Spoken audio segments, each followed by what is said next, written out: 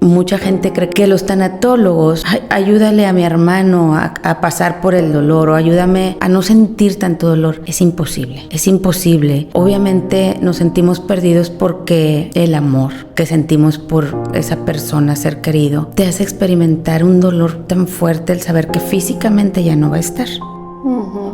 Entonces, el ayudarme a no sentirte perdido, eso es algo que sí podemos hacer, siguiendo un proceso, observando sobre todo cómo se va llevando el proceso de duelo de la persona, pero nunca tratando de evadir el dolor. El dolor es algo por lo que sí o sí vamos a transitar todos, aún yo siendo tanatóloga. Lo único que vamos adquiriendo las herramientas para poder transitar en el dolor. Bienvenidos de regreso a Crecientemente, el podcast donde hablamos sobre temas de mente, cuerpo y espíritu, con la intención de traerte conocimientos que te ayudan a llevar una vida más plena y en armonía. El día de hoy nos acompaña Gaby Campillo. Ella tiene una especialidad en tanatología, que es el estudio o la práctica de ayudar a las personas a superar sus duelos. Y por duelos estamos hablando de una pérdida de una relación, pérdida de un pariente tras una enfermedad, pérdida inclusive de un objeto que apreciabas, pérdida de mascotas. Hay muchos tipos de pérdidas. Y el día de hoy Gaby nos va a estar hablando sobre cómo procesar estos duelos, cómo superar estas emociones o inclusive pues llegar en un punto de aceptación de ellas, ¿no? Y aparte de eso, Gaby también tiene una especialidad en suicidología, que pues como muchos ya sabemos, en septiembre, creo que septiembre 10, ahí me lo van a tener que confirmar, es el Día Mundial del Suicidio. Entonces creo que este es un tema pues muy importante y hoy en día lo vemos, pues desafortunadamente estamos viendo mucha gente con ideaciones suicidas. Entonces es importante pues educarnos sobre este tema para que si conocemos a alguien que está pasando por esta situación, pues para que podamos ayudarlo de una manera adecuada. Entonces, Gaby, gracias por estar aquí con nosotros el día de hoy. Hola Jimena, me da mucho gusto que me hayas invitado. Quisiera que en el episodio de hoy empecemos definiendo un poquito cuál es la diferencia entre una tanatóloga y una psicoterapeuta tradicional y qué tipo de personas van contigo. La diferencia en la tanatología es que nosotros ayudamos a los procesos de duelo y de pérdida, ¿ok? Podemos decir pérdida, o la gente puede creer que una pérdida es cuando muere alguien, ¿ok? Y decimos lo perdimos. Realmente no lo perdimos, sí sabemos dónde están. Quien nos sentimos perdidos somos nosotros. Entonces, nosotros apoyamos a ese proceso de duelo. Nosotros apoyamos a que se lleve un duelo sano, de una forma sana, y que el dolor lo puedas vivir. Si bien mucha gente cree que el tanatólogo, y me ha sucedido, que los tanatólogos, ayúdale a mi hermano a pasar por el dolor o ayúdame a no sentir tanto dolor. Es imposible, es imposible. Obviamente nos sentimos perdidos porque el amor que sentimos por esa persona, ser querido, te hace experimentar un dolor tan fuerte el saber que físicamente ya no va a estar. Entonces, el ayudarme a no sentirte perdido, pues eso es algo que sí podemos hacer, siguiendo un proceso, observando sobre todo cómo se va llevando el proceso de duelo de la persona, ¿ok? Pero nunca tratando de evadir el dolor. El dolor es algo por lo que sí o sí vamos a transitar todos, aún yo siendo tanatóloga, ¿ok? Lo único que vamos adquiriendo las herramientas para poder transitar en el dolor. ¿Cuáles son las etapas de un duelo? Las etapas... O sea, ¿existen como Sí, totalmente. múltiples? ¿Cuánto duran cada una? Totalmente. Las etapas del duelo, empezamos por la negación, ¿ok? Después, son 5 etapas que marca la doctora Kubler-Ross, que es pionera de la tanatología. Son 5 etapas, incluso no te las voy a decir lineales, como ella las marca, porque la verdad no las seguimos lineales. Transitamos por ellas de una forma arriba y abajo, ¿no? Hasta llegar a la aceptación. Pero la primera etapa es la negación. Cuando te avisan que alguien fallece, lo primero que dices, no, es tu primera impresión, ¿no? Y bueno, no me quiero enfocar en que una pérdida es solo un fallecimiento, porque puede ser la pérdida de un miembro, un divorcio, la pérdida de un trabajo, la pérdida de una ilusión. Uy. Incluso en los niños, la pérdida de un juguete o hasta la pérdida del chupón. Sí, que a lo mejor como adultos no lo vemos como una pérdida, pero para un niño ya lo está marcando, ¿ok? Y como adultos minimizamos ese dolor. Imagínate, ay, se le perdió el chupón, está histérico porque se le perdió el chupón, pero no pasa nada, le compramos otro. Pero no nos damos cuenta lo que significaba ese artículo para ese bebé. Sí, por el apego, ¿no? Totalmente. Y eso mismo pasa con nosotros los adultos, incluso con los adolescentes, cuando pierden, y lo voy a poner entre comillas, ¿no? Una amistad, el noviecillo, un libro, un diario, una ropa, ¿sí? Normalmente decimos, ay, ya, o sea, no te claves. Era solo y no era, o sea, el artículo a veces es, el apego que tiene el artículo tiene mucho que ver para cada uno de nosotros. Y quiero regresar entonces, es primero, no puede ser, sería la primera etapa del duelo, la negación, ¿ok? Después viene el aislamiento, viene el enojo, y así vamos transitando hasta llegar a la aceptación. Entonces es la negación, después el aislamiento, luego el enojo. Puede ser, el enojo, la depresión y la tristeza profunda. Ok. Y la aceptación al final. Hasta llegar a la aceptación. Entonces, la labor de nosotros los tanatólogos es conducir el proceso hacia la aceptación, ir recogiendo herramientas para que llegues a la aceptación. Eso es en sí nuestro trabajo, dar el acompañamiento. ¿Y cuáles son los tipos de duelos? O sea, ¿existen diferentes como categorías? Porque me imagino que no vas a trabajar un novio de la misma forma que vas a trabajar a un pariente que se te murió, o a un artículo que perdiste, o inclusive, por ejemplo, a una mascota que perdiste. O sea, obviamente sí vas a sentir emociones, pero me imagino que la magnitud va a ser muy diferente, ¿no? Fíjate que sí hay diferentes tipos de duelo, pero la magnitud siempre es la misma. Uy.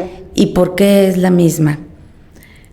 Porque tiene mucho que ver el significado que la persona, la mascota, el artículo, la ilusión, el trabajo tuvo que ver o fue para mí, ¿no? Igual se pudieran manejar los duelos yo nada más te pondría 2 tipos de duelos. Okay. El duelo y el duelo no permitido. ¿Cuáles son los duelos no permitidos? Los duelos no permitidos son los duelos en los que no nos damos la oportunidad, o la sociedad no nos da la oportunidad de vivirlos. Te puedo mencionar muchos, pero uno de ellos lo mencionaste, la mascota, que hoy por hoy doy gracias a la sociedad que le están dando la importancia, porque la importancia no la tiene el artículo. Sí. Un artículo no tiene, o una persona, o un animal, no tiene mayor o menor importancia, porque tu mascota puede tener el mismo valor para mí, pero nunca jamás va a tener el mismo sentimiento y el mismo apego. Sí, de hecho, hablando de las mascotas, yo pues tuve una mascota que quise mucho, se acaba de morir, que era un gatito que se llamaba Fígaro, y honestamente va a sonar pues probablemente medio loco, pero el dolor que yo sentí físicamente, o sea, que somaticé en el cuerpo, fue más profundo que el dolor que sentí cuando se murió mi abuelito, porque pues cuando se murió mi abuelito lo veía que 4 veces, 5 veces al año, a lo mucho. Y es como que pues ya estaba viejito, pues bueno, o sea, ya le tocaba.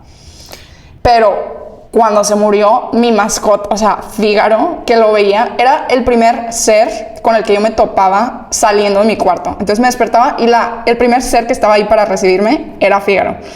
Y literal, fue así un dolor, o sea, muy gacho.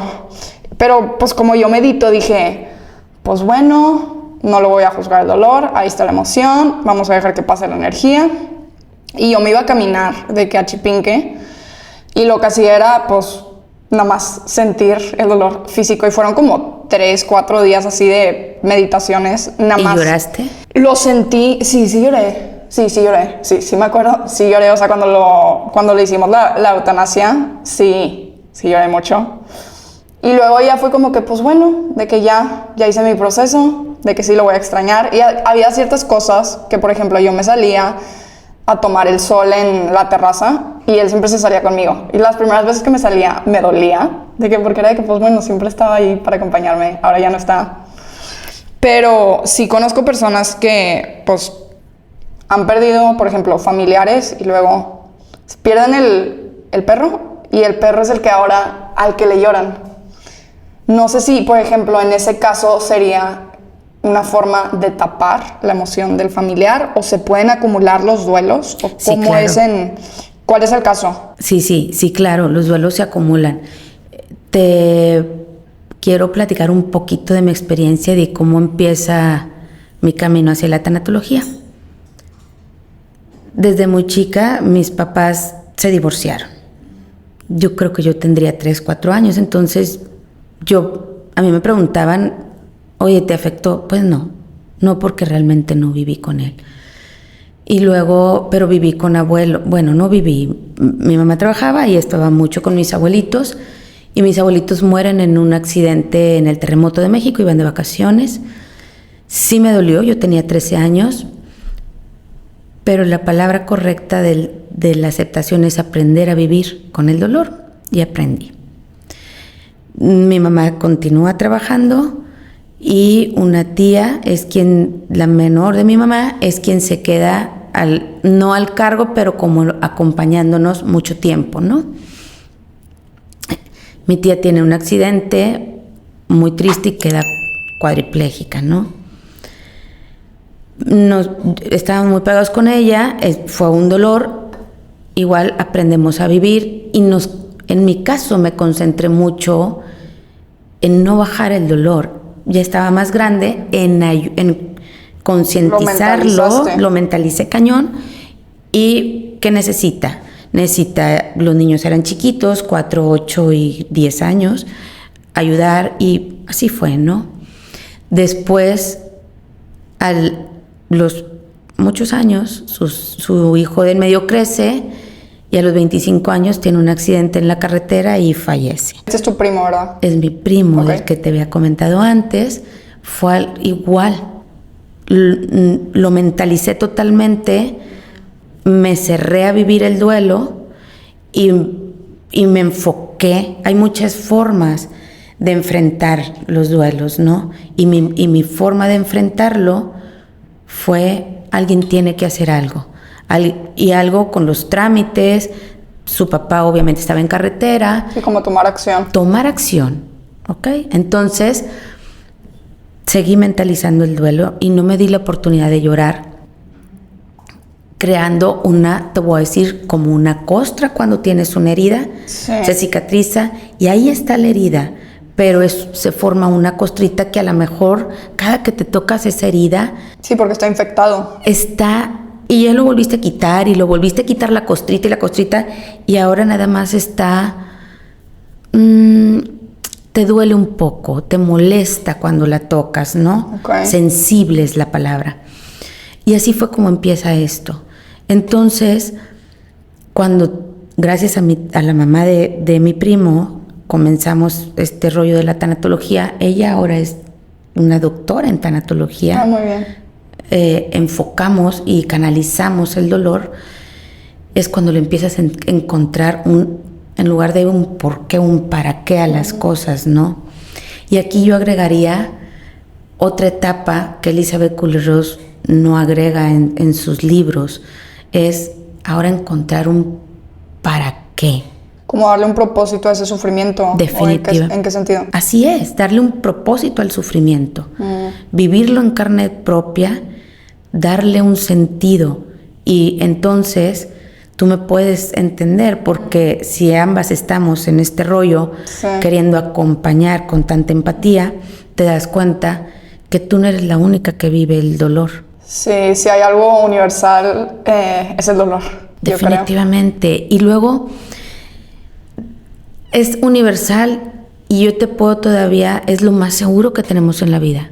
Si naces, lo más seguro es que vas a morir.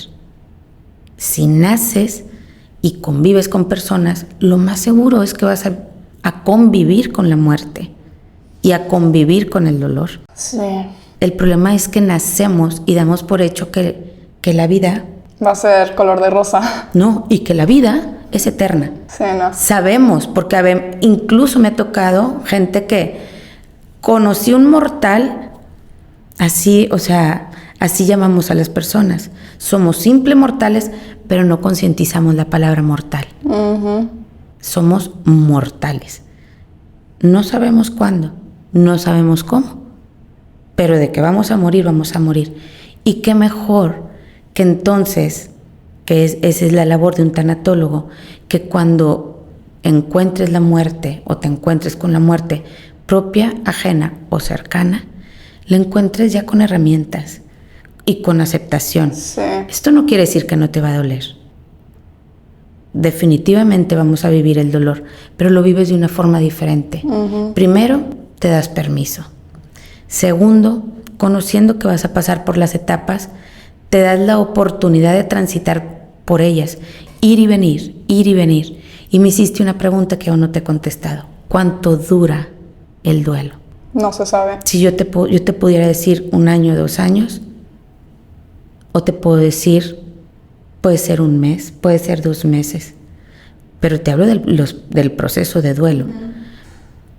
Lo que necesitamos más bien es aprender a vivir con ese ser querido o con esa pérdida. Eso es lo que necesitamos.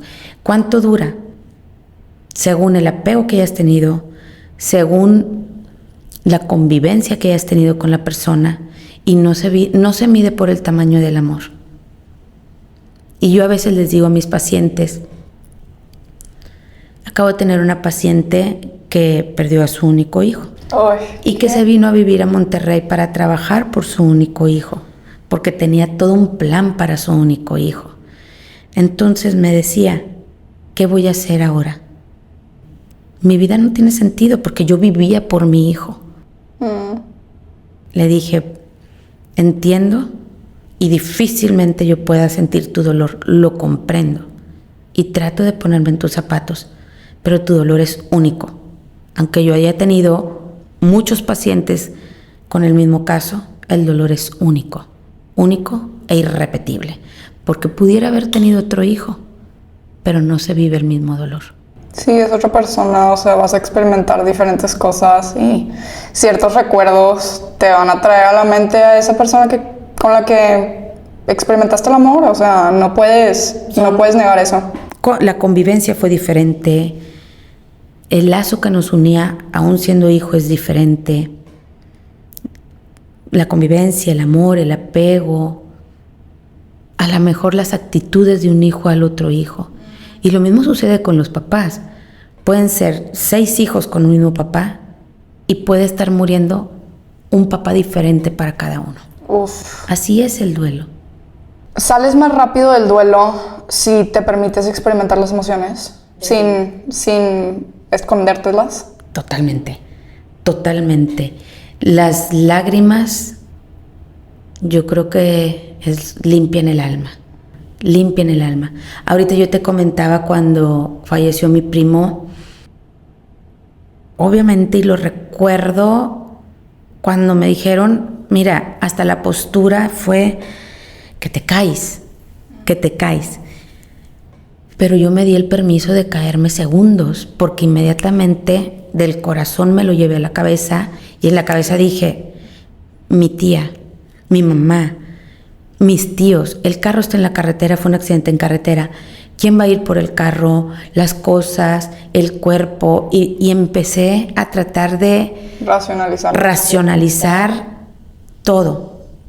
Yo no sé si alguien más lo haya hecho en la familia. Yo recuerdo cómo lo viví yo. ¿Ok? Como a las 4 o 5 de la mañana, yo hablé con la funeraria, por favor, ¿cómo quedó el cuerpo? ¿Quién lo va a ver? ¿Cómo lo va a ver? Cuida, porque el amor que experimentas con los seres queridos era lo que me llevaba a racionalizar, olvidándome de mi dolor. ¿Ok? Entonces, ¿qué va a ver el papá cuando llegue? ¿Qué? Cuando son las 5, está por llegar el cuerpo, me voy a mi regadera y ahí 20 minutos. Fue el llanto. Yo creo que quien me escuche va a decir, está loca. Pero fue el llanto más rico y hermoso que he experimentado. Pero es porque te permitiste sacarlo todo. Lo saqué. Pero fíjate dónde lo hice. En la regadera donde nadie me veía. No hubiera sido más, ahora lo pienso, hubiera sido más padre, así como cuando ríes en una boda y compartes la alegría, te atacas de la risa y compartes tu alegría y todos te sostienen en esa energía. Tú ahorita dijiste algo, saqué la energía cuando iba a caminar del dolor con Fígaro. Sí. Todas las emociones son energía. Sí. Y todas las emociones van y vienen, todas. Las sientes en tu cuerpo bien cañón. Aceptémoslas como tal. Alguien o muchos podemos llamar energías negativas y positivas. Es que nomás es energía. Solamente es energía. Las emociones no son ni negativas ni positivas. Las emociones llegan y nos avisan de algo que está pasando y nos alertan. Así recibámoslas, con esa aceptación, ¿no? Entonces, hoy que tengo este conocimiento del duelo, de los procesos del duelo, hoy te puedo decir, qué rico lloré, pero me hubiera gustado hacer el tiempo atrás y poder compartir este dolor con la mamá de mi primo, con mi mamá, con todos ellos, porque para empezar mi dolor hubiera sido menos pesado. Y estoy segura que el de ellas también. Porque ¿qué pasa cuando alguien muere en la familia? Ahí viene papá, no llores. Pon la cara fuerte. Ponte fuerte. Incluso te dicen en los funerales, tranquila, no pasa nada, tranquila. Claro que pasa, claro. Se murió, como que no pasa.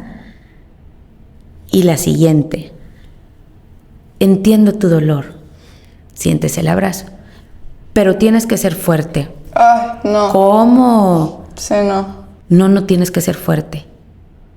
Y esto es así, algo que quiero subrayar hoy. No tienes que ser fuerte. Mejor démonos permisos de ser personas. Somos humanos y como tales somos vulnerables. No importa si somos hombres, no importa si somos mujeres, no importa el género. Desgraciadamente la cultura nos ha enseñado desde chiquititos. Los hombres no lloran. Ay, no, es fatal eso. Es fatal. ¿En qué momento a los hombres los crearon diferentes? Y creemos cuando cortamos con un novio, ¿no? O sea, me duele un chorro. Y él como si nada. Que actúe como si nada porque así lo han enseñado, es diferente. Pero puede ser mucho más triste su caso que posiblemente el tuyo. Cada uno lo vive diferente porque cada uno lo vive según el significado que le dio. ¿Cómo le haces para preparar a personas que tienen familiares con cáncer terminal, que ya sabes que se van a morir? Y le quiero agregar ahí una capa adicional porque yo conozco un caso así, donde aparte la relación no era buena. Por ejemplo, con un papá donde no te llevabas bien, tiene cáncer y ahora se está muriendo. Te quiero contar muy rápido un caso hermosísimo que Mi paciente hace poquito falleció. ¿Tu paciente fue la que se murió? Sí, sí, sí. Ah. No, obviamente vamos a respetar el nombre, Sí, no es eso no se importante, dice. pero la pregunta, ¿cómo le haces? Yo creo que todas esas personas son quien me dicen cómo hacerle. Te puedo contar 1000 casos. Sí, porque 1000 son sentimientos casos. encontrados. O sea, es tu papá, pero no te llevas bien con él. O sea, vas a sentir, ¿qué sientes? ¿Culpa? Te voy a contar el No sé. caso muy rápido. Esta paciente me la canalizan Ajá, porque tiene cáncer. ok. Yo la empecé a ver 3 años antes. Yo creo que es el de los casos que más me ha impactado por lo difícil de su caso y por el aprendizaje que me dejó. ¿Ok? Me la canalizan y me dicen que tiene cáncer. No recuerdo realmente si me dijeron dónde tenía el cáncer y hoy te puedo decir, no me centró en el contexto, me centró en los procesos. Entonces, yo empecé a tratar a esta paciente y puedo decirte que en 6 meses nunca me mencionó de su enfermedad. ¿Cómo? Ella empezó hablándome que tuvo a sus 2 hijos, 2 de sus hijos fueron secuestrados en el 2011 cuando vivimos cosas muy complicadas. Nunca me había tocado un caso así tan complicado. Me lo contó cómo ella necesitaba sacarlo, con punto y coma de todo. Puedo decirte que lo viví y lo fui viviendo o reviviendo con ella tan complicado, tan complicado. El ser tanatóloga no te exige sufrir. El caso del paciente, el ser tanatóloga no te prohíbe llorar. Entonces, obviamente... No, obviamente te duele cuando escuchas ese tipo de casos. Es la empatía lo que Sí. te conecta. Entonces, y yo agradezco la confianza que mis pacientes me tienen, porque para llorar con alguien tienes que tener mucha confianza para regalar ese sentimiento, ¿no? Entonces yo me fui viendo y fui dándome cuenta que lo que ella sentía o con lo que ella necesitaba primero curar era eso. Cuando alguien muere siempre va en el funeral dices que descanse en paz. Pero ¿y tú? No lo concientizamos porque descansar en paz, yo ahí dije, ok, ella tiene cáncer. No sabía si era terminal o no, porque gracias a Dios hoy el cáncer no es igual a final, ¿ok? Pero finalmente yo sí necesitaba darle herramientas para llegar al final. No sabía si iba a ser por esa enfermedad o hubiera sido por otra cosa, un accidente. El final sí iba a ser seguro para ella y para mí. Sí. Entonces, cuando fui escuchando todo su caso, fui poniéndole nombres a los sentimientos, pero quería que ella, más que yo decirle es esto, es esto, es esto, yo quería que ella se diera cuenta de qué era lo que estaba sintiendo. Y entre varios, obviamente la tristeza profunda de haber perdido a sus hijos, del no saber qué había pasado con ellos, estaba uno muy importante y era la culpa. Sí, yo creo que esa es de las más difíciles de procesar, la culpa. La culpa y el enojo.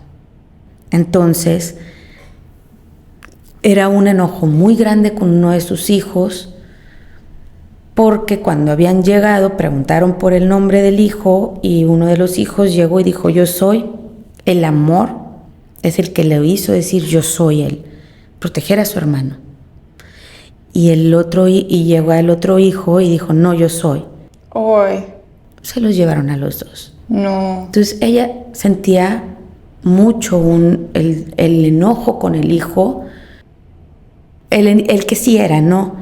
Es que por culpa de él se fue mi otro hijo. Y empezamos a trabajar ese proceso, porque ella tenía un duelo no resuelto. Me hiciste una pregunta. ¿Qué pasa con los duelos no resueltos? Y su duelo se iba acumulando. Entonces, difícilmente ella había podido procesar ese duelo, porque aparte callaba muchas cosas por no lastimar primero a su esposo, luego a sus hijos. Que yo creo que eso es lo peor, callar es lo peor. Porque cada uno, estoy segura que de los miembros de esa familia lo vivió en silencio o como pudo, pero no con los abrazos, no con el apoyo. Todos vivían el mismo duelo, pero cada uno desde su trinchera, creyendo que los otros no iban a sufrir. Si yo no lloro, ella no se va a dar cuenta. Todos lloran, solo que todos lloran desde su trinchera. Fuimos procesando el duelo de ella, de la señora, de mi paciente, hasta que su enfermedad, fuimos saliendo, gracias a Dios, la fui viendo cada vez más realizada. Hicimos una serie de ejercicios. Nosotros los tanatólogos hacemos muchos ejercicios. Uno de ellos puede ser la carta de resolución emocional. ¿Qué es eso? Igual no sé si lo quieras describir para los que lo quieran hacer en sus casas. Claro, y lo dejo como herramienta. No es más que una terapia narrativa, ¿ok? Es sacar todo lo que tienes, todo el enojo, sin juzgarnos. No sin juzgar a quien se va o sin juzgar a los hijos. Ellos ya están y están bien, ¿ok? Es sin juzgarnos porque creemos que al juzgar que seguimos enojados con él por lo que hizo, porque se fue, por la forma en que se fue, o incluso, ¿qué sucede? Porque antes de que se fuera, o que partiera, o que muriera, tuvimos una discusión. Uy, eso debe ser bien difícil. Y entonces nos juzgamos, porque creemos que al juzgarnos no estamos haciendo honor a su muerte, o estamos disminuyendo un poco el dolor o el amor que le tuvimos. Y no, eso no es verdad. Eso no es verdad, no tiene nada que ver con eso. La carta de resolución emocional nos sirve como narrar y sacar, pero darnos la oportunidad de sacarla, de sacar la emoción. Todo lo que sientes hacia esas personas. Todo. ¿O cómo? Todo. ¿Cómo la empiezas? Tú puedes comenzar, yo pediría comenzarla sin mentalizarla. Saca la emoción del corazón como vaya saliendo, como te salga, con enojo, con reproche, con coraje, con mucho dolor, con mucha culpa, con el sentimiento que te vaya brotando. Eso es lo importante. ¿Y lo haces como si la persona estuviera enfrente de ti? ¿O le vas a escribir a ella como si la fuera a leer? Y hablo ella porque hablo de persona, sí, sí. No hablo de género, ¿no? Sí, sí. Pero puede ser a tu perrito, puede ser a tu trabajo, a tu jefe, con quien tú estés viviendo el proceso, o por quien estés viviendo ese proceso, ¿no? Y lo vives. Lo importante de la narración o de la narrativa, al escribirlo, lo bajas de la cabeza y lo plasmas, ¿no? Si con un día tuviste, yo te diría, no lo guardes. Déjalo en stand-by y donde tú lo quieras poner, ¿ok? Incluso utiliza los mensajes de voz. Esa es una herramienta que te vas manejando y normalmente en el duelo vas pensando cosas lindas, cosas feas, cosas con mucho coraje. Péscate tu teléfono y agárrate un mensaje de voz. Si él ya no está, dáselo. Y si está, un mensaje de voz a ti misma. Sí. Así como te salga el coraje, con las palabras necesarias, no importa si son groserías, plásmalas. Después, escríbelas. Está súper bien eso. Escríbelas y velas guardando. Cuando tú sientas que las estás leyendo y ya no las lees con el dolor tan intenso, puede ser con una lágrima, pero no con ese dolor tan intenso. Ahí yo diría, si te sientes lista, rómpela, quémala y ponla de abono a una plantita. No, eso de escribir tus sentimientos sí funciona súper bien, y de hacer cartas. Yo cuando apenas estaba empezando como mi proceso de sanación, tenía mucho resentimiento contra un pariente específico y una de mis terapeutas me dijo de que, Jimena, quiero que escribas todos los casos donde ese pariente te hirió. Vas a describir la situación, luego vas a escribir lo que te hubiera gustado que te diera, y creo que luego eran de que las emociones, y me acuerdo que me dijo de que tienes que sacar todo, lo que te tome semanas. Y yo me acuerdo que me tomó fácil unas 2-3 semanas para sacar todos los eventos que traía con ese pariente específico. Y luego cuando lo terminé, me dijo de que bueno, que ahora quiero que vayas y compres una piñata. Y yo, ¿una piñata? Y golpéala. Y me dijo, sí, te vas a ir a un parque en la noche donde no haya nadie, donde te sientas segura, y la vas a, literal, vas a leer de que lo que escribiste y luego vas a golpear de que la piñata. Y yo así de que no está un poco maniático esto. Me dijo, no tienes que sacar todas las emociones. Claro. Y luego ya después de haber hecho como esa dinámica, mi coraje bajó muchísimo, o sea, muchísimo. Y ahorita tengo una relación bastante buena con ese pariente, pero eso de sacar las emociones sí es súper sanador. O sea, pero sin juzgarte. Totalmente, sin juzgarte. Por eso es bien importante. Yo hice una aclaración. Cuando hacemos la terapia narrativa, digo sin juzgar. Y muchos mis pacientes me dicen, sin juzgarlo a él o ella. No. Ponle todo lo que tengas que decirle. Sí. La carta no es para esa persona, es para ti. Sí. Porque quien necesita el perdón eres tú. Uh-huh. La persona está en un mejor lugar. Muerta o no, está en un mejor lugar. Uh-huh. Porque pasa mucho con las parejas. Pasa mucho cuando hay rupturas de noviazgo, cuando hay divorcios. Pasa mucho con los hijos. Y es bien difícil. Yo he tratado duelos de divorcios, incluso de muertes. Un hijo lo vive diferente a un esposo. Uh-huh. O a una pareja.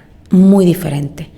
Y yo siempre intento que se den cuenta, es tu papá, es tu mamá. Pero las emociones ahí las tienes. Son tus emociones, pero es como ahorita te comenté, cuando son 6 hijos y muere una mamá, mueren 6 mamás diferentes. Cuando es un divorcio y hay 3, 4 hijos, cada uno lo vive diferente, porque cada uno fue recogiendo dentro de su vida, desde que nacemos. Uh-huh. Yo le llamo la backpack, ¿ok? De las emociones, y llevamos enojo, y a veces te lo callas, o a veces de bebito ni cuenta te das, y la avientas a la backpack y ahí se queda. Y vamos transitando por la vida recogiendo emociones con esa persona.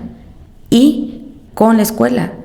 Hay bullying, hay reproches, hay frustraciones, y vamos recogiendo por la vida, a la backpack le vamos metiendo todo. Y esos son factores que hacen que cuando vivimos un duelo, cada uno lo vive diferente. Y lo mismo pasa con las parejas, porque el amor, no la magnitud, el amor es diferente. ¿Cómo le haces cuando llega una persona contigo que quiere trabajar el duelo de una relación o un divorcio? ¿Cuáles son como los primeros pasos que tomas con esa persona? Primero, saber cómo lo está viviendo. Lo primero que tenemos que hacer como tanatólogos es escuchar, saber escuchar. Segundo, yo hago un ejercicio muy importante, y creo que te lo había comentado, cuando acompañé por muchos años a niños en etapa terminal de cáncer. Me encantaba acompañarlos porque su backpack va ligera. Uh-huh. Tú me dijiste, hace rato no te contesté otra pregunta y me quiero regresar. Tú me dijiste, ¿cómo haces para acompañar a los familiares? Pues creo que mis pacientes niños me iban dando la pauta de cómo irlos acompañando. Hubo una niña, gracias a Dios, y te lo digo gracias a Dios porque sin él no hubiera podido llegar hasta hoy, hasta donde estoy. No recuerdo el nombre de ningún niño, recuerdo todos los procesos. Uh-huh. Recuerdo caritas, pero no los nombres. Y hubo una niña que me decía, ayúdame por favor, yo ya me quiero ir. Tenía 9 años. Estoy cansada, ayúdame. ayúdame a que mi mami entienda y me deje ir. Y ella era la que me iba ayudando. Obviamente me faltaban herramientas, por lo cual no he dejado de estudiar y de ir coleccionando herramientas para poder apoyar en este proceso. Y tu otra pregunta. ¿Cómo ayudas a las personas a superar un duelo de una relación? Ok, tu otra pregunta mi respuesta es la siguiente. Escuchando el proceso, cómo lo viven, cómo lo sienten, sabiendo o conociendo qué factores lo tienen anclado al dolor. ¿A qué te refieres con eso? Y sacando de su backpack de emociones, si de niña tuvo emociones, si de niña tuvo fracasos, tuvo abandonos, tuvo rechazos, y todo va saliendo, ¿sabes? Cuando llega un paciente a terapia, ya sea por muerte o por querer superar una relación, casi siempre sacan muchas vivencias de niñas. ¿Has oído un dicho que dice, tenemos la pareja para lo que nos alcanzó? Sí. A eso se refiere.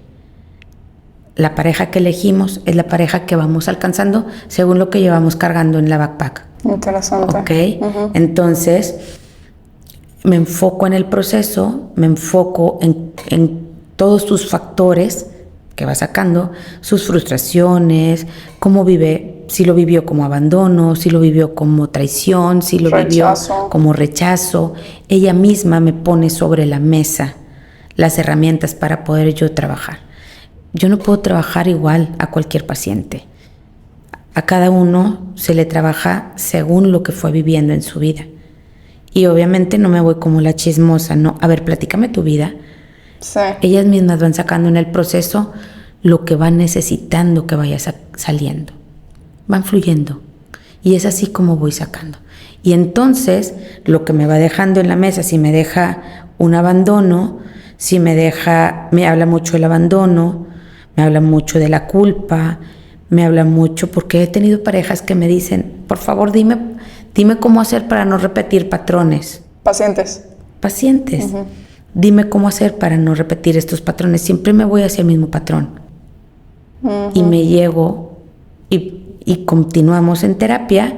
Y entonces, un caso, te puedo decir, vamos a terapia, un caso que se repite, ¿no? ¿Sabes? El patrón lo traen desde niñas. Claro. Esta paciente en especial, empezamos a sacar. Ella llegó por un duelo de pareja, ¿no? Ok. Y resulta que llegamos a sus 10 años. No manches. Y me dice que su mamá tuvo cáncer y que vivió enferma mucho tiempo. Su papá se dedicó a trabajar. Se fueron a vivir enseguida de la abuela y la abuela cuidaba a la mamá. Y la mamá estuvo muy enferma muchos años. Y ella no me lo dijo todo en una sola sesión, ¿verdad? Vamos, que fui recopilando cosas que me pudieran servir o cosas que yo notaba que eran importantes. Y cuando llegamos al caso que me dice, mi mamá tuvo cáncer y mi abuela me decía todo el tiempo, no molestes a tu mamá, no molestes a tu mamá, era una niña que necesitaba de su mamá. Entonces vivió el rechazo de la abuela. Obviamente la abuela, con el amor que le tenía a la mamá y a su hija y con el amor que le tenía a los nietos, trataba de dar lo mejor para todos. Les hacía de comer, los atendía, pero ella, la abuela, la vivió con mucho rechazo, la percibía con mucho enojo, porque cada que ella quería acercarse a su mamá era, no la molestes. Y yo le preguntaba, ¿y a qué te acercas? ¿Qué era lo que necesitabas? Que mi mamá viera era una niña increíble de 10.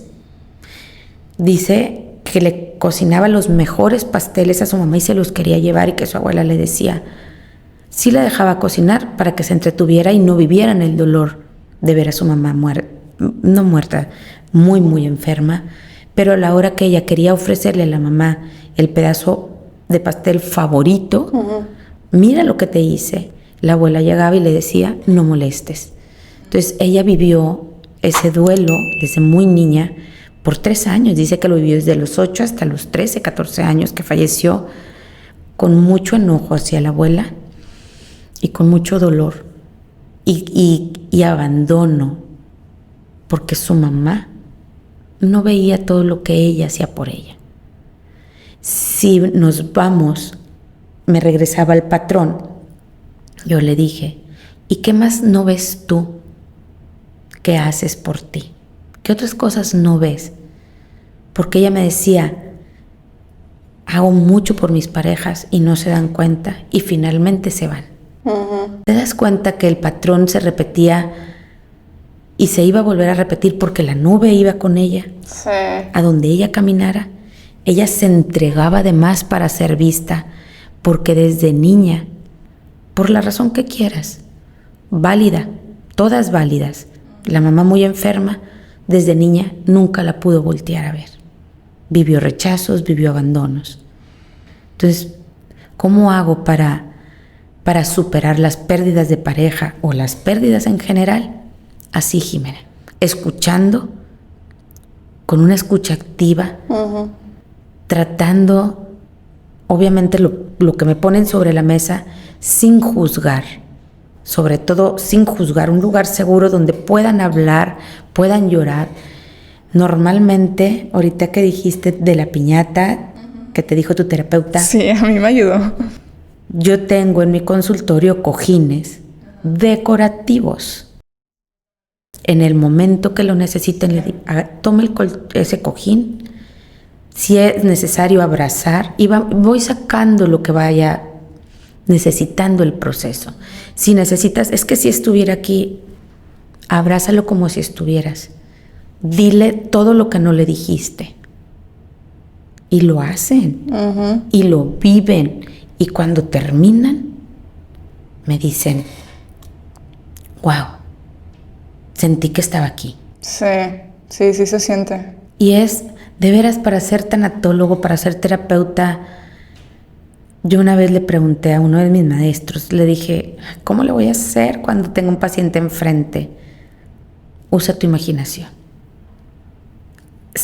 Necesitamos estar muy atentos en cada uno de los procesos. Los procesos para poder saber qué necesita tu paciente para poder salir adelante. Y a veces preguntan, ¿cuántas consultas necesito? Las que tú quieras, las que tú te permitas. ¿Cuáles son los procesos más rápidos? Los que se dejan fluir en la emoción. Los que contienen la emoción no van a fluir. Esos son los procesos más complicados. Y eso es a lo que ayudamos un tanatólogo. Sí, porque lo estás resistiendo. Exacto. El trabajo del tanatólogo es acompañarte en el proceso y que puedas ir avanzando en los procesos. Que no te me atores, que avances. Podrás regresarte en las etapas del proceso. Podrás regresarte a la negación, podrás regresarte al enojo, pero el objetivo es la aceptación. Y ojo, la aceptación no quiere decir ya no más dolor. Porque cada fecha importante, cada Navidad, cada que salías tú al patio, al pasillo, ay, sí, recordabas a Fígaro. Sí, me tomó un tiempo como que ya de que, como quitar la asociación. Y no es quitar la asociación. Yo todavía... O sea, que se fuera. Lo ampliaría. Aprendiste a vivir con la ausencia. Sí. No se fue de tu corazón. No. Tú lo sigues amando y lo sigues recordando.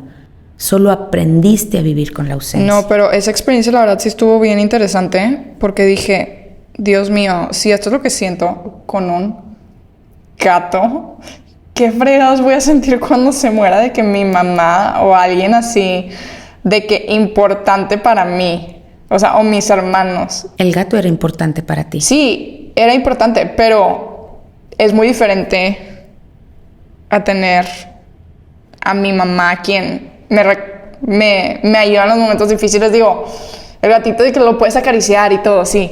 Y sí tienes como una relación, porque son muy inteligentes.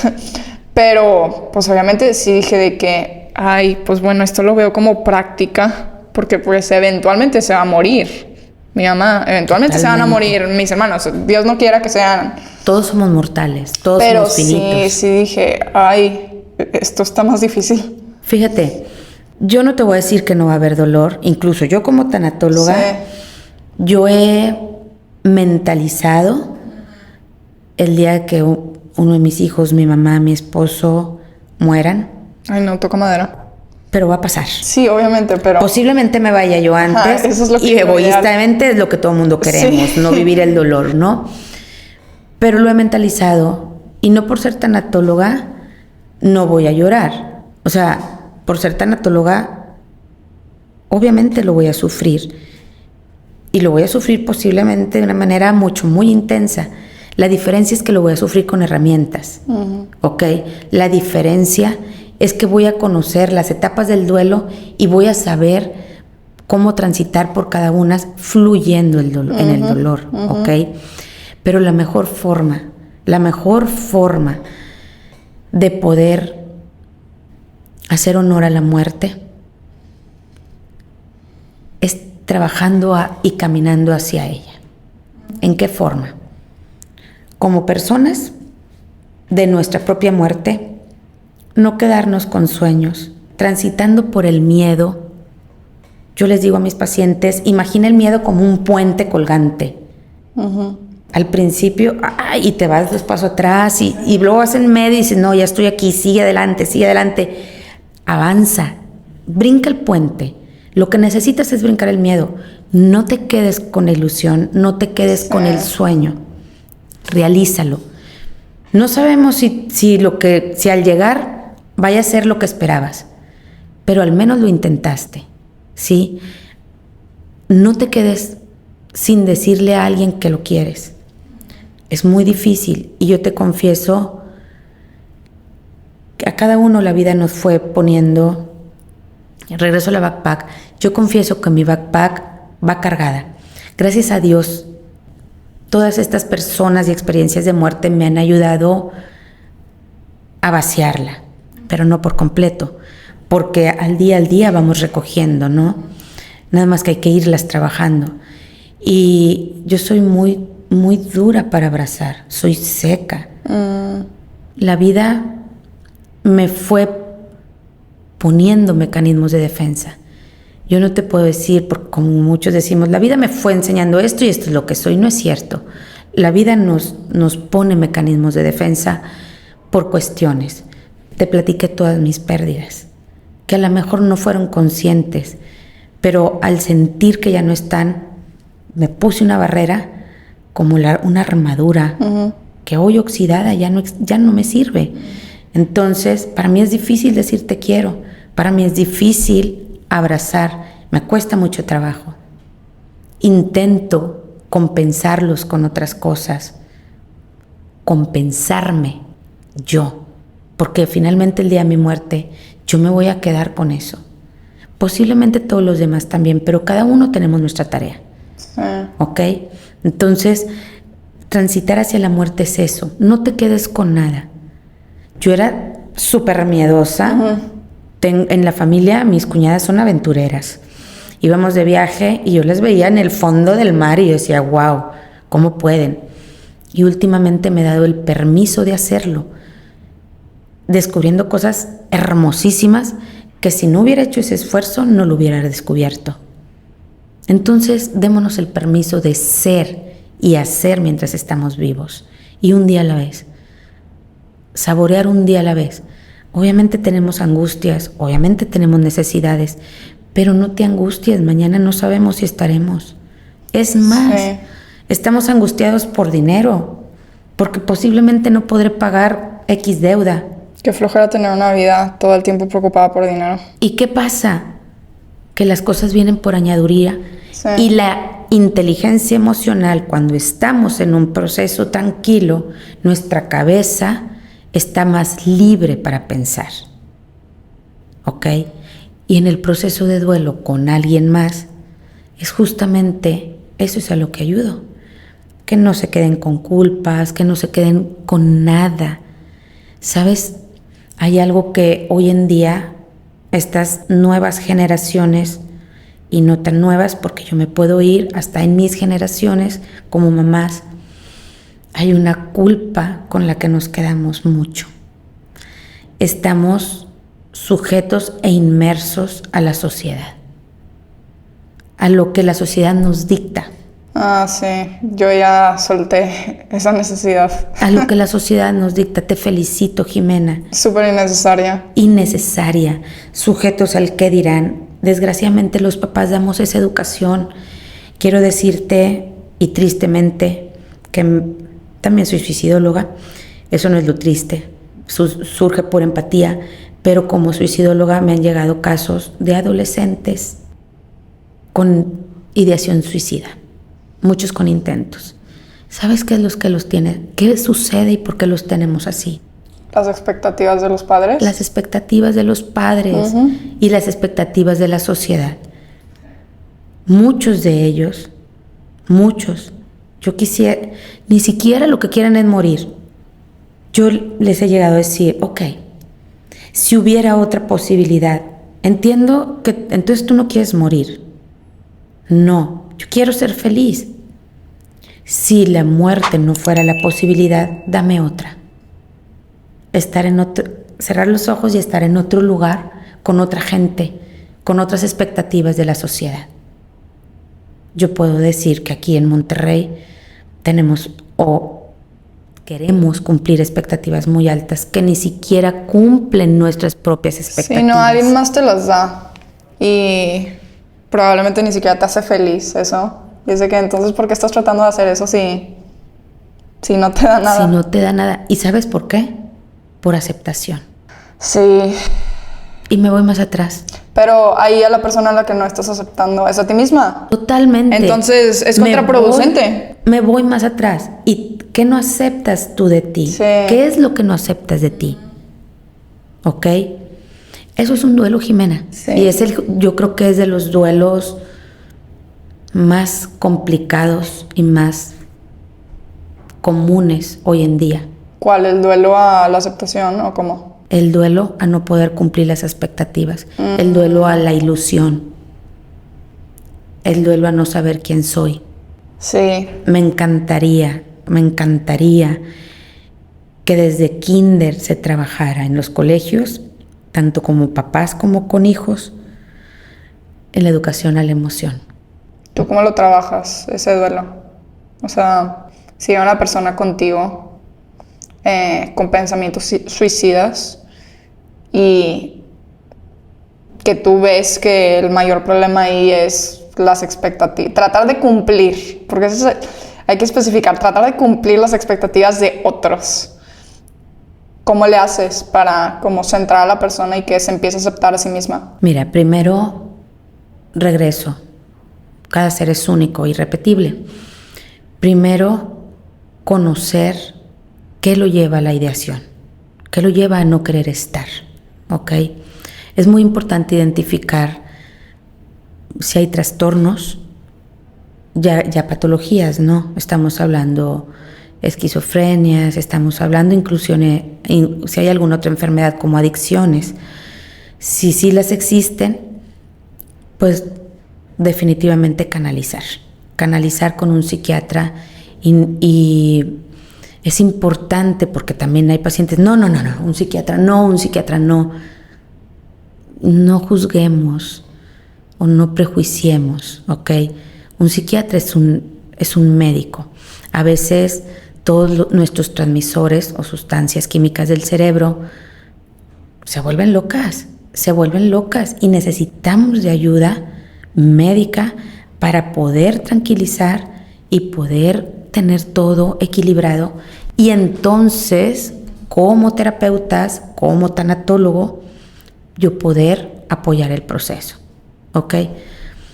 Definitivamente no cualquiera puede apoyar en un proceso de suicidio y esto es algo que yo recalco y se ve mucho en redes sociales. Si tienes la necesidad de hablar con alguien, por favor, sí, escucha, pero no todos estamos preparados. Hay para poder atender casos de ideación suicida y para poder atender casos tan complicados, sí se necesita tener las herramientas necesarias. ¿Ok? Entonces tendríamos que tener todas esas herramientas para poder apoyar tanto en un proceso de duelo común, tanto en un proceso de duelo complicado. ¿Ok? De esa forma es como lo hacemos. Y luego ir observando qué es lo que no acepta, primero qué es lo que le provoca el dolor, qué es lo que le está provocando, porque puede ser la depresión o puede ser también un dolor muy profundo, ¿no? No precisamente una depresión, pero sí un dolor muy profundo. A veces las personas, sí y no, creemos que las personas con ideación suicida están enfermas o están pasando por un momento de patología. Yo realmente no lo creo así. Yo realmente creo que están pasando por un dolor muy, muy, muy profundo. Acumulado aparte. Regresamos a eso. Totalmente. O sea, dolor acumulado. Dolor acumulado. Muy, muy profundo por la razón que tú quieras. Real o no real, ¿ok? Pero es algo que se está viviendo y que no se invalida. No importa lo tan grande o tan poco que le parezca a alguien más, pero es totalmente evaluable. Entonces, primero validando su dolor, validando sus circunstancias y apoyando, ¿ok? Y conteniendo para poderlo sacar. Tengo un caso hermosísimo de una chava que yo apoyo una fundación y nos habla y me tocó hacer su valoración de riesgo en conjunto con otra compañera que está en México. Siempre le hacemos un terapeuta con una persona sobreviviente de suicidio, ¿no? Porque ellas con sus experiencias pueden como conectar mejor. Puede conectar mejor a lo que va viviendo y nosotros con nuestras herramientas terapéuticas podemos ir conteniendo el proceso. Entonces me toca hacerla y resulta que fue sumamente alta porque ella ya tenía un plan, ya tenía el plan, ya tenía la fecha, ya tenía la hora, ya tenía todo. ¿Y cómo llegó con ustedes si ya tenía todos estos planes? Por la fundación. Hoy en día existen muchas fundaciones. Pero ahí la fundación la identificó como una persona a punto de suicidarse o ella fue a buscar ayuda antes de... La fundación está obviamente en redes sociales como muchas otras, ¿no? Entonces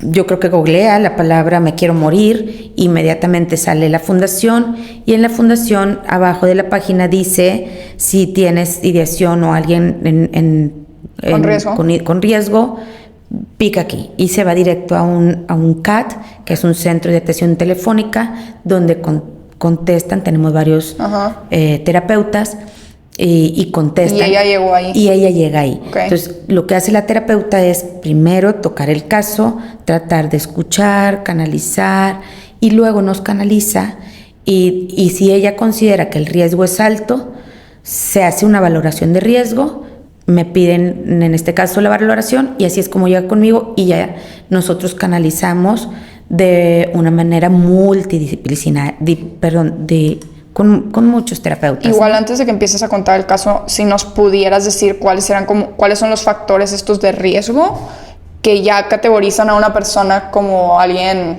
alto en riesgo a suicidio. Bueno, el primero y el más importante es tener un plan, ¿ok? Y dentro de los planes todavía siguen el riesgo 1, riesgo 2, riesgo 3, ¿no? Ella, en su caso, ya tenía el plan, ya tenía el arma, dormía con el arma en su buró. No lo hacía porque tenía a su mamá, que era su factor de protección. Su mamá estaba en silla de ruedas y dependía de ella. Entonces, ella daba un lapso de 6 meses para que dejar todo listo para que su mamá no sufriera cuestiones económicas. ¿Ok? Cuando llega esta mujer con nosotros, un caso muy, muy pesado, y no voy a entrar en pormenores, ya sería morbo, pero muy, muy difícil. La verdad es que yo a veces digo, ¿cómo puede haber personas que puedan tener una vida de esa forma. A esa muchacha desde niña le dieron esa vida, lo cual, la forma en que vivió, a ella le dio mucha fortaleza para seguir adelante. Y tenía 3 carreras. ¡Wow! Tenía 3 carreras, 2 maestrías, era odontóloga, era abogada, tenía un muy buen puesto público, muy buen puesto en gobierno. Entonces, esto no es cuestión de cultura, sino es cuestión de dinero. Esto es cuestión de dolor, ¿ok? Entonces, sus factores de riesgo fue ese. Existen otros factores de riesgo hay personas que cuando están muy tristes, bien sabemos, y si no lo saben muchos de nuestros radioescuchas, bien sabemos que las adicciones vienen por algo que por dolor, ¿no? Y quieren canalizarlo. Desgraciadamente se canaliza de una forma, pues no la mejor, no la más sana. Y justamente la adicción es otro riesgo muy importante para una ideación suicida. Entonces, el no valuarte, el no creerte como persona, el no respetarte como persona, vamos a decir el autoestima bajo, es otro factor muy importante, muy importante. Entonces, y me puedo ir con muchos más, ¿no? Pero considero que el aislarte es un factor, el tener patologías, tener esquizofrenia, que esos también vienen o se desarrollan por adicciones, tener sí o no pueden ser, no necesariamente se desarrollan patologías, pues también es un factor. Entonces, ella los tenía todos. Uf. Todos. Y a pesar de ser una persona exitosa, ella no se percibía una persona exitosa. Cuando llega, pues paramos antenas y la chica que me acompaña, muy profesional, que es una persona, pues es sobreviviente de suicidio. Ella y yo nos ponemos de acuerdo y le decimos, no la vamos a soltar, pero ni aunque la hayamos canalizado. Ajá. La vamos a sostener. Si no le hablas tú, le hablo yo. Y ella, mi compañera y yo estuvimos todo el tiempo en comunicación, cómo la ves, cómo la viste, cómo la percibiste, y sosteniéndola, porque también llegan con el terapeuta y pudieran no hacer clic con el terapeuta y van otra vez para abajo. Entonces decidimos no soltarla hasta la fecha, ¿ok? Hasta la fecha no la hemos soltado. Esto fue en pandemia. Saliendo de pandemia, ella tenía fecha 31 de diciembre, su día final. ¡Ay, no! Teníamos 6 meses para sacarla adelante y la fuimos sosteniendo. Estuvo con un psiquiatra. Vimos que no le gustó el psiquiatra. Mi compañera y yo, vamos a cambiarle el psiquiatra. Nos pusimos de acuerdo, hablamos antes con otro, le pusimos otro psiquiatra. Ella tiene que quererlos, no es imponerlos, tiene que hacer clic. Entonces le cambiamos el psiquiatra, le cambiamos la psicóloga y así nos fuimos. Y así se le hemos cambiado 3-4 veces la psicóloga. Y así nos fuimos. Hoy en día, acabo de mensajear con ella la semana pasada, nada más es como, ¿estás bien? Uh-huh. Sí, Gaby, muchas gracias. ¿Cómo estás? En el proceso, pero feliz. Ya que te diga que está feliz. Sí, es ya, un gran mira, cambio. para mí fue una vida, el tiempo que dure, pero una vida que logremos salvar. Es una vida más que yo guardo en mi corazón. Y eso es lo que me tiene aquí, Jimena. Para los papás de adolescentes con ideaciones suicidas, ¿qué pasos tienen que tomar? Primero que nada, escuchar, estar muy alertas a las señales, no invalidar los sentimientos, no invalidar. Me dijeron en la escuela que soy un tonto. Ay, no es para tanto. No es para tanto. Es horrible eso. Escucha a tu hijo. Uh-huh. ¿Cómo? ¿Y cómo te sentiste? No te enfoques en el contexto, en cómo lo dijeron, en qué hizo la maestra. Eso hacemos. Como papás queremos ir a salvar. ¿Ok? ¿Cómo lo hiciste y cómo lo sentiste? ¿Qué fue lo que sucedió? Para conocer un poco el contexto y darle como una guía, ¿no? Uh-huh. ¿Cómo te sientes ahora? ¿Qué crees tú de esto? ¿Por qué crees que lo hizo tu compañero? Pero no le des las respuestas. Pero eso desde chiquitos, Jimena. Desde chiquititos. Eso es educar en la emoción, ¿ok? Sí, es que no te enseñan a investigar qué es lo que estás sintiendo. De hecho, nos enseñan a evitar lo que estás sintiendo. No llores. Ay, no llores. Sí. Es que mi papá se fue y no me... Ay, no es para tanto, no llores. Se me descompuso mi juguete. Por Dios, ¿estás llorando por un juguete? Eso es invalidar la emoción. Uh-huh. Totalmente. Ayer me tocó ver aquí en San Pedro de Pinta una niña llorando porque la mamá no la podía cargar, porque lo que tú quieras, no sé. Me tocó ver eso y sabes que la niña lo único que necesitaba era el abrazo de la mamá y me sentí muy contenta porque hoy en día me doy cuenta que las mamás o los papás, la niña lo que necesitaba era un abrazo. En el momento no la podía cargar y la niña estaba tirada en el piso. Seguramente todas las personas que pasaban decían, ¿qué le pasa a la mamá? O sea, que se la lleve. Tenemos que ser comprensivos al dolor ajeno, uh-huh. No importa la edad. ¿Ok? Empáticos es la palabra. Me dio tanto gusto que la mamá, cuando pudo, fue por la niña. Pasaron 8 minutos. Una niña grande, no te estoy diciendo que era una niña chiquita, tendría 4 años. La agarró, la niña lo único que hizo fue apoyarse en su mamá. Ay. Con un amor y una ternura. Seguramente su mamá estaba desesperada. ¿A quién no le desespera oír un niño llorar? Con un amor, eso era lo que ella necesitaba, que le hicieran válido lo que estaba sintiendo. Cansancio, enojo, lo que tú quieras, sueño. Ella solo necesitaba que le hicieran válida la emoción. Necesitamos educar así a las personas. Así necesitamos educar. Si eso sucediera a un niño adolescente con ideas suicidas, primero tenemos que estar alertas. Segundo, validar todas las emociones de nuestros hijos, de nuestros alumnos, de nuestros compañeros, de nuestros amiguitos.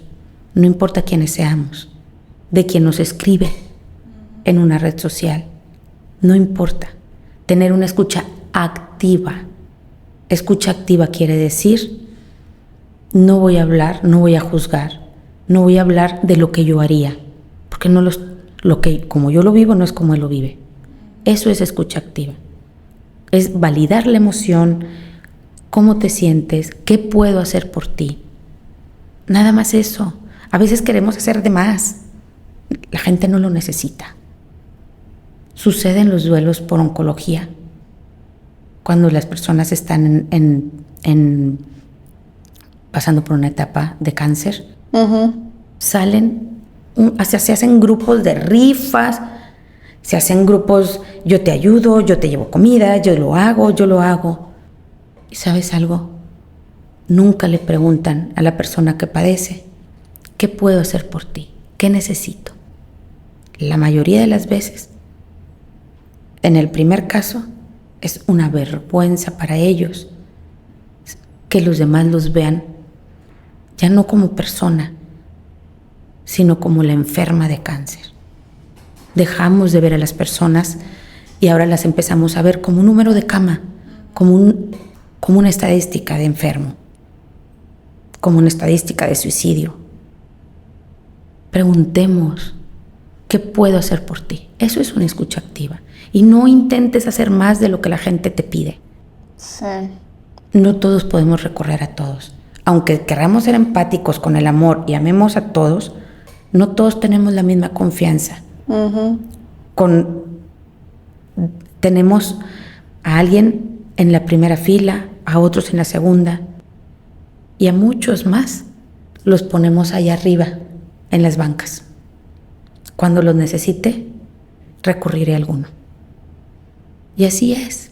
Sí, qué bonito. La verdad es que, digo, yo sí he escuchado casos así como que fuertes de personas que, digo, se abren sobre sus vidas, ¿no?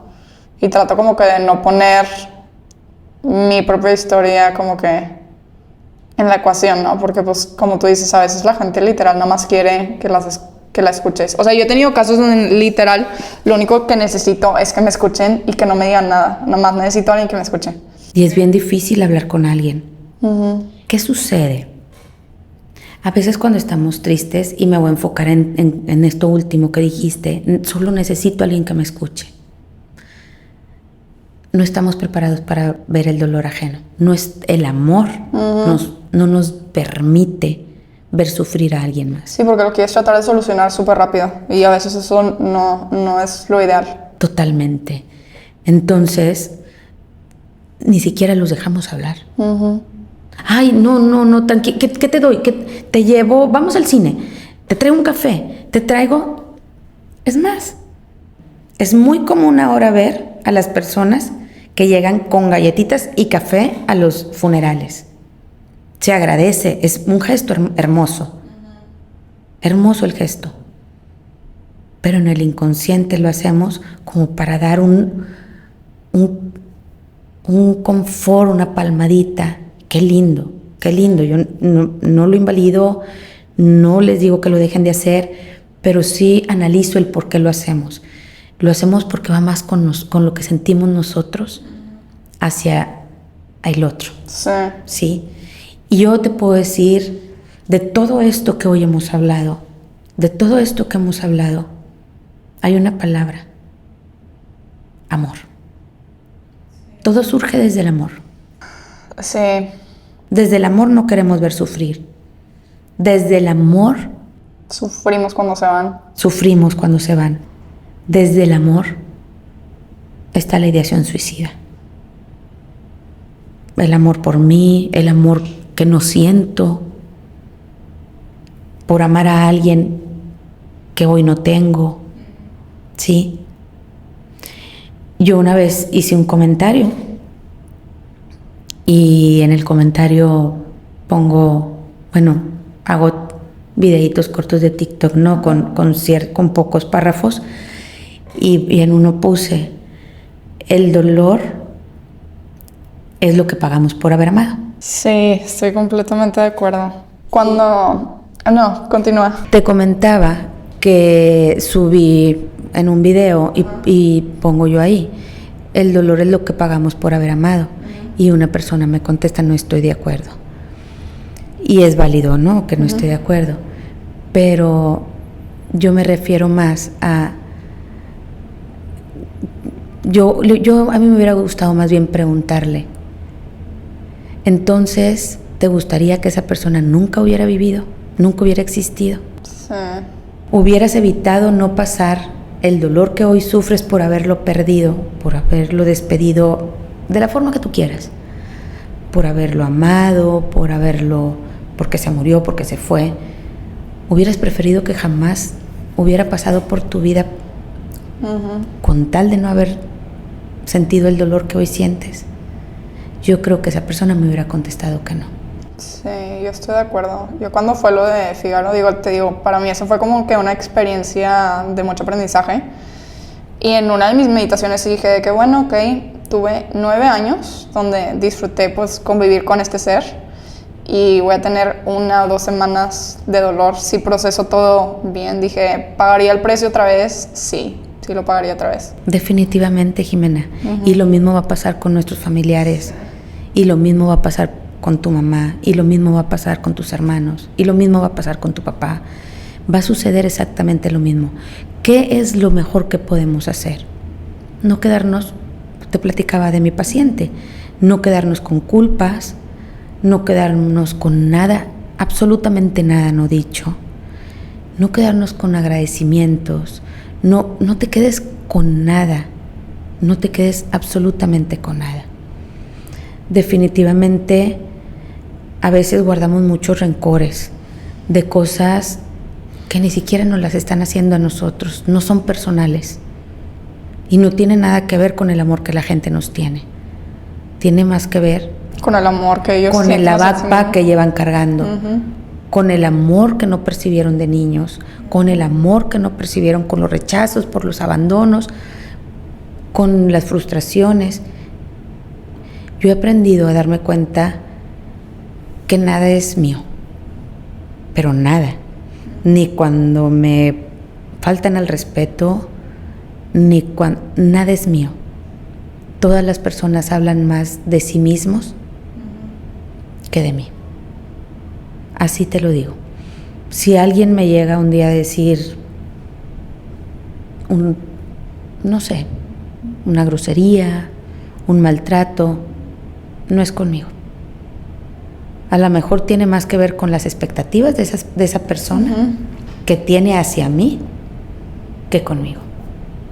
Y lo mejor que podemos hacer en esta vida es fluir, permitirnos ser auténticos. Solo eso nos va a llevar a la aceptación mucho más rápido cuando la muerte llegue, ya sea nuestra o ajena. Qué bonito. Sí, se me eriza la piel, nomás así como que hablando de este tipo de temas. Pues ya llegamos al fin del episodio. ¿Dónde te puede encontrar la gente? ¿En redes sociales? ¿Email? ¿Dónde? Me pueden encontrar en mis redes sociales. Tengo una página en Facebook que se llama Un Encuentro Conmigo. Constantemente subo cosas para las personas que no tienen la oportunidad de llegar a tener un terapeuta a la mano, ¿no? Y me pueden encontrar también en mi WhatsApp. Yo en todo momento contesto, porque para mí todos son importantes. Posiblemente me tarde porque estoy en terapia, pero tengan por seguro que voy a contestar. Siempre y cuando me digan, estoy pasando por esto, van a encontrar de mi parte ese acompañamiento que necesitan. Si quieres, puedo pasar mi teléfono. Sí, ahí lo voy a escribir en la descripción, lo voy a agregar. Ok, entonces por WhatsApp creo que es como un buen método. Me pueden encontrar. Antes de que te vayas, tengo una última pregunta que te quiero hacer. Y es, para ti, ¿cuál es el significado de la vida? Wow. El significado de la vida. Te lo quiero contestar basándome en la muerte. El significado de la vida. La muerte me ha enseñado a valorar la vida. Así te lo digo. El significado de la vida es: deja que venga lo que venga, con lo que venga. Lo que sí me queda muy claro es, sí me gustaría trascender. Trascender, si en algo de lo que yo hago, pude ayudar a alguien, con eso me quedo. Eso es el significado de la vida, para mí. Qué bonito. Gracias por compartir tu significado de la vida, Gaby, y gracias por venir pues a contarnos de estos temas que a veces son muy difíciles de tratar, pero pues que todo mundo tenemos que lidiar con ellos de una forma u otra. Entonces, gracias por estar aquí, Gaby. Gracias por invitarme, Jimena. Pido una disculpa si en alguna pregunta no te la contesté. No, todo es perfecto. Pero creo que el tema da para muchísimo, y me surgen mil ideas que en una hora no las pudiera compartir. Sí, obviamente, esto es un tema de horas. Así es. Entonces, de nuevo, gracias por estar aquí con nosotros, y para ustedes los que nos están escuchando, gracias por pasar esta hora y media con nosotras, y espero que se lleven algo de valor. Que tengan un bonito día y namaste.